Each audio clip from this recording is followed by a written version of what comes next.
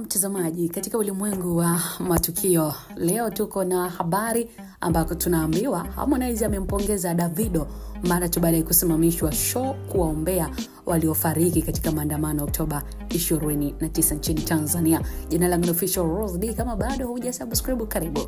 Ni msanii nyota wa Bongo Flava Harmonize ambaye ametuma salamu za pongezi kwa mkali wa Afrobeat kutoka nchini Nigeria Davido kwa kitendo chake cha kuonyesha upendo wa kipekee kwa Tanzania kupitia tamasha lake la hivi karibuni, ambapo Davido alisimamisha show kwa muda ili kuweza kuombea Watanzania kufuatia misukosuko na sintofahamu ambayo iliweza kujitokeza nchini.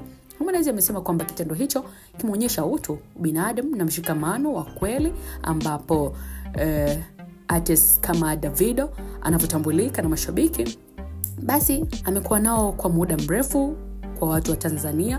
So Harmonize alisisitiza kuwa katika tasnia ya burudani si rahisi kuona msanii mkubwa wa kimataifa akisimamisha onyesho lake kwa ajili ya kuombea taifa jingine, jambo ambalo anasema halipaswi kupita kimya.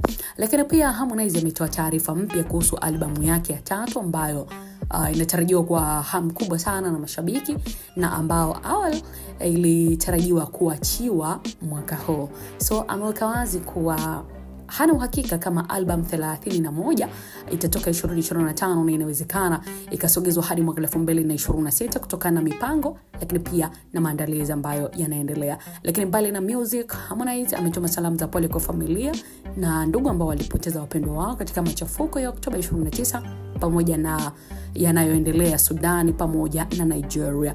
Harmonize pia ameeleza kuwa msiba wa mtu yeyote duniani unamgusa, na kwamba wasanii wana jukumu la kutumia majukwaa yao kutia watu moyo na kupaza sauti kwa ajili ya amani. So baada Harmonize katika kutamatisha kwake alihitimisha kwa kusema kuwa anatumai Afrika itaendelea kusimama pamoja katika wakati wa furaha na majonzi, huku muziki ukiendelea kwa daraja la umoja kwa mataifa yote. Unalipa la kuzungumza na Harmonize, mtazamaji wa Biomedia? Endelea kuandika maoni yako next video. Bye bye. Jina langu ni Official Rose D.